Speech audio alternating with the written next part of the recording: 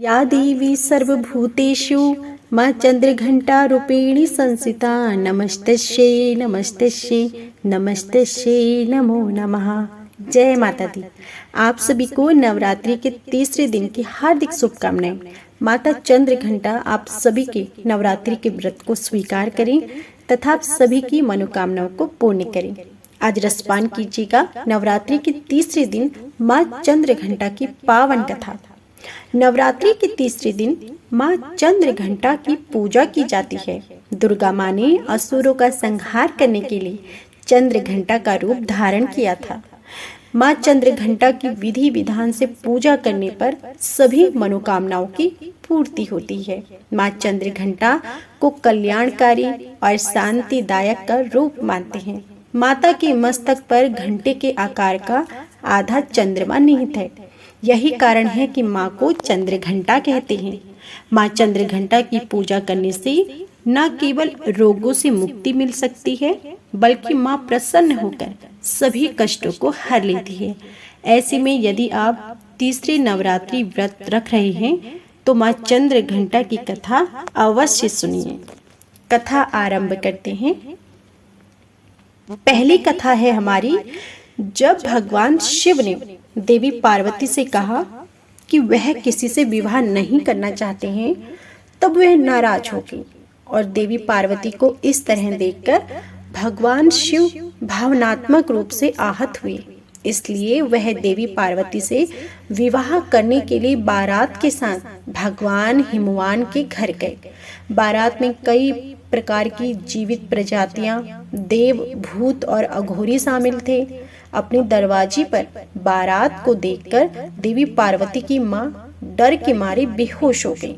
देवी पार्वती तब अपने परिवार को शांत करने की कोशिश कर रही थी। इसके बाद उन्होंने देवी चंद्रघंटा के रूप में भगवान शिव के दर्शन किए। उन्होंने शिव को दूल्हे के रूप में घर में प्रवेश करने के लिए विनम्रता से मनाने की कोशिश की। भगवान शिव ने उनकी बात मान ली और खुद को कई प्रकार के गहनों से सुसज्जित किया।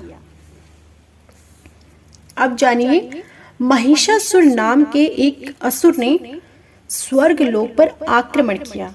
उसने स्वर्ग लोक पर सफलतापूर्वक शासन करने के लिए भगवान इंद्र को हराया। युद्ध के मैदान में हार के बाद देवता स्वर्ग लोक से भगवान की मदद लेने के लिए त्रिदेव के पास गए। उन्होंने त्रिदेव को महिषासुर के बारे में बताया कि वह स्वर्ग लोक पर शासन करने के लिए भगवान इंद्र, सूर्य, वायु और अन्य लोगों को हरा चुका है। वह स्वर्ग लोक में अन्य भगवानों पर अत्याचार कर रहा है। पूरी स्थिति सुनकर त्रिदेव बहुत क्रोधित हो गए और जैसे ही उन्होंने अपना क्रोध व्यक्त किया, उनके मुंह से तीव्र ऊर्जा निकल गई। यह ऊर्जा सभी 10 दिशाओं में फैल गई थी। तभी सबके सामने उस ऊर्जा ने एक देवी के रूप को प्रकट किया। भगवान शिव ने देवी को अपना त्रिशूल दे दिया। भगवान विष्णु जी ने उन्हें अपना चक्र दिया। अन्य भगवान ने भी देवी को अपने सभी हथियार प्रदान किए और एकत्र की। भगवान इंद्र ने देवी को अपना चंद्रमा और घंटी भेंट की। भगवान सूर्य ने अपनी ऊर्जा और तलवार दी। अंत में उन्हें सवारी करने के लिए एक सिंह भी दे दिया। सभी हथियारों और शक्ति के साथ देवी चंद्रघंटा महिषासुर के साथ युद्ध करने के लिए रवाना हुई। चूंकि देवी का चेहरा बहुत सारी ऊर्जा का प्रतिनिधित्व करता है, महिषासुर देखकर डर गया। फिर उसने अपने असुरों को देवी पर हमला करने का आदेश दिया। देवी दुर्गा को हराने के लिए सभी असुर युद्ध के मैदान में थे। कुछ ही समय में देवी दुर्गा ने उनमें से प्रत्येक पर विजय प्राप्त कर ली। फिर उसने महिषासुर का वध किया और सभी भगवानों को उसके चुंगल से मुक्त कर दिया और स्वर्ग लोक उन्हें वापस कर दिया। इसके पश्चात देवी वहां से अंतर्ध्यान हो गई। अब जानिए देवी चंद्रघंटा की पूजा किस प्रकार की जाए।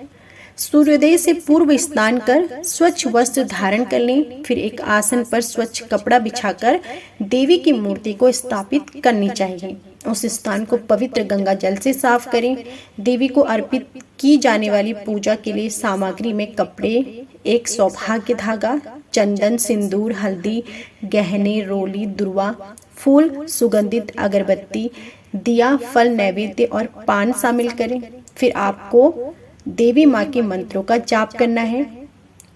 दुर्गा सप्तशती के मंत्र का जाप करें और उनकी कथा सुनें। दिए से देवी की आरती करें। इस दिन दूध से बनी हुई मिठाई, खीर आप माँ को भोग लगा सकते हैं। साथ ही माँ को कुछ सेब और गुड़ के साथ भी भेंट करें। देवी के हर रूप को एक अलग प्रकार का प्रसाद चढ़ाया जाता है। ऐसा कहा जाता है कि प्रसाद देवी के प्रति आपकी भक्ति को दिखाता है। देवी चंद्रघंटा को हमेशा दूध से बनी हुई मिठाइयों का ही भोग लगाना चाहिए। इसे देवी को आप अर्पित करने के बाद स्वयं खाएं और दूसरों को भी प्रसाद के रूप में जरूर बांटें। ऐसा मान्यता है कि देवी को प्रसाद चढ़ाने से आपके सभी दुखों का अंत होता है। प्रसाद में आप माँ को दूध से बनी हुई मिठाइयाँ, केसर की खीर, मखाने की खीर भोग में लगा सकते हैं। इस दिन माँ का बीज मंत्र ओम देवी चंद्र घंटाए नमः, इस मंत्र का जाप आपको निरंतर करते रहना है। स्तुति मंत्र का जाप करें। या देवी सर्वभूतेषु माँ चंद्र घंटा रूपेण संस्थिता नमस्तस्यै नमस्तस्यै नमस्तस्यै नमो नमः। जितना हो सके आपको इस दिन माँ चंद्र घंटा के स्तुति मंत्र का जाप करना है। तीसरे नवरात्रि का बहुत महत्व होता है। ऐसा माना जाता है कि इस शुभ दिन पर देवियों के देवता की पूजा की जाती है। यह सच है कि देवी की घंटी की आवाज अत्याचारियों और राक्षसों को डराती है। देवी के आशीर्वाद से उपासकों को अक्षर अलौकिक वस्तु की प्राप्ति होती है। देवी चंद्र घंटा की पूजा करने से शांति और विनम्रता के साथ साथ निर्भयता और साहस की भक्ति भी पैदा होती है। देवी दुर्गा ने देवी चंद्र घंटा का यह रूप असुरों को हराने और दुनिया से नकारात्मक प्रभाव को खत्म करने के लिए लिया था। असुरों को हराकर देवी दुर्गा ने असुरों की निरंतर यातना से देवताओं को राहत दी। देवी चंद्र घंटा को देवी पार्वती के विवाहित रूप में भी जाना जाता है। जैसे ही देवी पार्वती का भगवान शिव से विवाह हुआ, उन्होंने अपने माथे पर चंद्रमा रखा और देवी चंद्र घंटा के रूप में जाने लगी। जैसा कि वह शेर की सवारी करती हैं, माना जाता है कि उन्होंने युद्ध के लिए आक्रामक रूप ले लिया था। वह अपनी बाहों में कमल, हथियार और कमंडल लिए हुए हैं। देवी चंद्र घंटा सिंह की सवारी करती हैं और उनका शरीर सोने की तरह स्वर्णमय है। उनकी 10 भुजाएं हैं, जहां 4 बाईं भुजाओं में एक त्रिशूल, तलवार और एक कमंडल है, जबकि 5वीं भुजा एक मुद्रा बनाती है। दाहिने और अन्य 4 भुजाओं में कमल, तीर, धनुष और एक जपमाला है। अस्त्र शस्त्रों के साथ देवी दुर्गा का यह रूप युद्ध के समय प्रकट होता है। तो यह थी संपूर्ण नवरात्रि के तीसरे दिन माता चंद्र घंटा की संपूर्ण कथा, पूजा विधि और स्वरूप। उम्मीद है कि आपको हमारी यह कथा जरूर पसंद आई होगी। कथा पसंद आई हो तो प्लीज वीडियो को लाइक जरूर कीजिएगा। कमेंट बॉक्स में जय माता दी जरूर लिखिएगा। जय माता दी।